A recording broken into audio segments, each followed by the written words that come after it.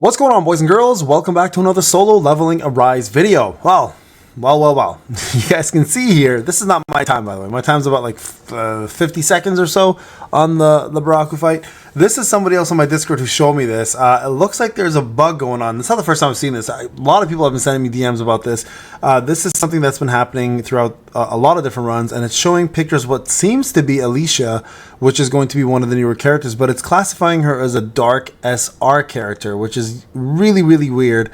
So I don't know if this is a bug. This is obviously a bug in the game, but I don't know if this is a bug for the character before she was decided to be changed, or this is actually what's going to happen. So let's talk a little bit of Alicia. So first off, I want to shout out to Arm Genesis, who, if you don't know, I'll put the link in the description. He has been doing he or she has been doing a lot of data mining on this game. Now, I don't usually do a lot of this because I usually am one to, first off, see if the data mining is correct. I don't know ARMS, unfortunately. Wish I did a little bit better, but seems like everyone else has covered this, so I was like, you know what, why not? I've got a very similar audience to Rokage and Shiny. Shout out to those two legends, but I've also have a different audience as well too. So for those who are wondering how Alicia Blanchett's skills work, here are the following. Now, she seems like she's going to be pretty much a must-have for Cerberus runs. Now, CO currently is incredible for that, obviously. I currently use Lim and Libora or Bora Lee, or Libora, whichever way, I forgot which way it goes. And it looks like Alicia will be the main DPS alongside CO for this going forward. So let's break down the skills and go over a little bit of what's happening here. So first off, Touch of Winter is considered the basic attack. Alicia attacks the enemy by continuously summoning ice crystals, stage 1, stage 2, stage 3, based off of attack. So we know she's based off of attack, so that's a good thing. Deals water elemental damage. So this here is right away is a problem, obviously, in the Discord, because you can see here it says that she's a dark unit. We know that's wrong. She's going to be a water unit based on the data mining here, as well as an SSR unit, not an SR. So just for those who are aware, that whole picture there is most likely incorrect. It's probably something they decided to do early on, never to get rid of the files.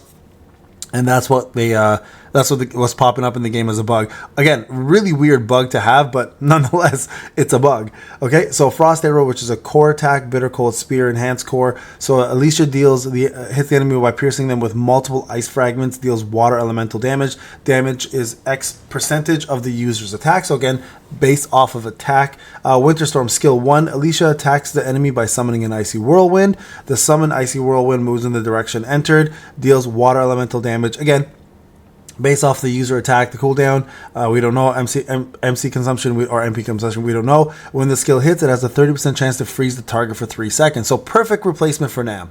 Right, so if you're one of those users who actually does use Nam as a character on Cerberus, which is very viable, this is going to be a replaceable unit at 30% chance to freeze. And then, of course, let me move my screen over here. One sec. There we go.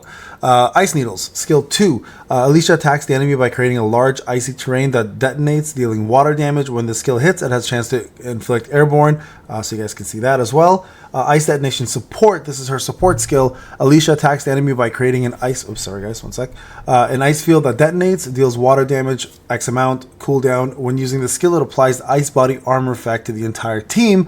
When Ice Body is effective, it removes all debuffs. So perfect replacement for Park. I use Park all the time for the debuff removals and the alt bonus. So this is a nice one touch there. This skill also creates a shield equal to 20% of the user's attack, which is great. I'd rather have skill off of attack for someone like Sun Jin-woo, whose attack is really high, but then so is his HP, right? So, I mean, realistically, you're not really getting much of a difference there. If the user ally is hit while the shield is active, it freezes the target for 3 seconds, and the target may have already been frozen, can be frozen again after 30 seconds. So there you guys go.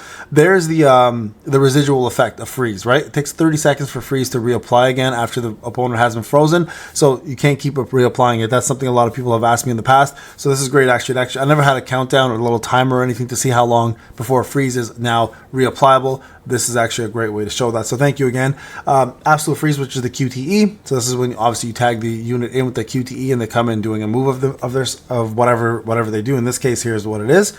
Alicia attacks the enemies by creating a large icy terrain that detonates, deals water damage. So core attack, ultimate attack, of course, is the usage.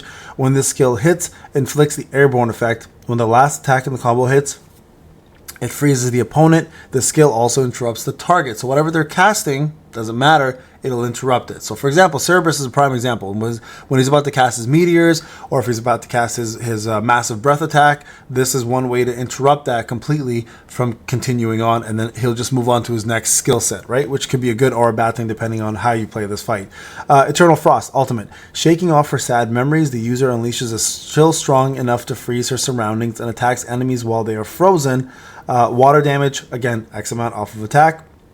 100% power gauge consumption. When the last attack in the combo hit, it inflicts airborne. When the last attack in the combo hits, it inflicts freeze. This skill applies 5 stacks of frost. This skill interrupts the target. So I guess 5 casts of this frost on the opponent will automatically interrupt the target. So that's good to know. Passive, when the user uses Winter Storm, Eternal Frost, or Ice Needle, they gain the Frost effect, which can be stacked up to 5 times. So there it is. When the user obtains the Frost effect, it activates their core attack and changes to Bitter Cold Spear.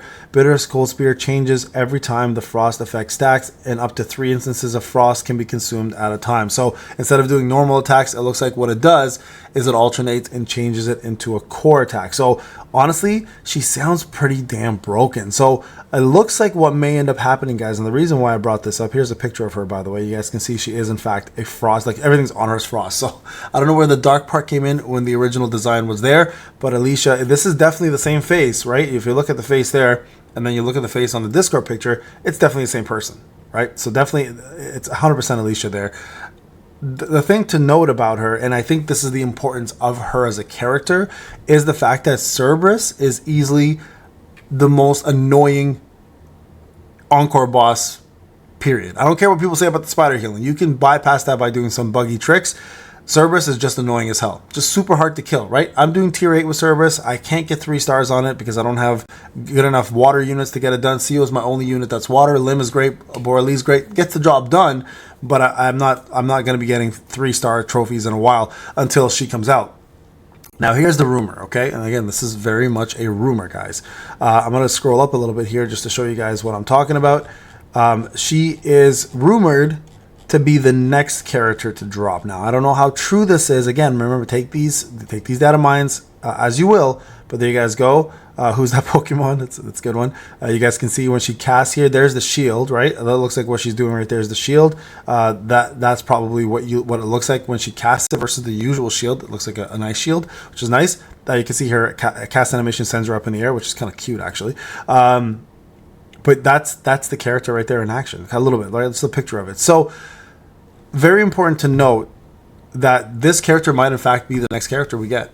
Now, how does that line up versus Cha? Well, it's actually super smart, because you want to have your main waifu character, who's going to probably rack you in the most amount of money. Sorry guys, I'm moving myself back here.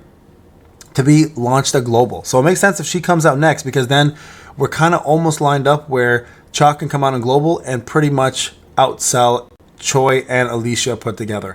Now, the value of Alicia, again, cannot be undersold. She sounds like as an A1 unit even, or A0 unit even, she will do really well, especially in hard fights like Cerberus, where majority of the farming is going to happen for, I believe Cerberus drops is it hands and boots? Yeah, I think it's hands and boots, which again, boots give you critical damage, critical hit damage. So you definitely want those, and you're going to farm that as much as possible to get the best possible version of those boots. So don't sleep on her, guys. She may in fact be next. I think it's a smarter move, quite honestly, by Netmarble for early access folks to be able to go for her first, then obviously bring Cha for global, and then rock that financial core as much as you possibly can with the character that everybody actually wants. So there you guys have it. That's Alicia in a nutshell. I just want to show you guys this because people have been kind of talking about the picture, and I want to kind of clarify a lot that's going on with Alicia. Again, shout out to Arms Genesis for this. I'll put the Discord in the description. Feel free to subscribe to them, him or her. I'm sorry, I don't know.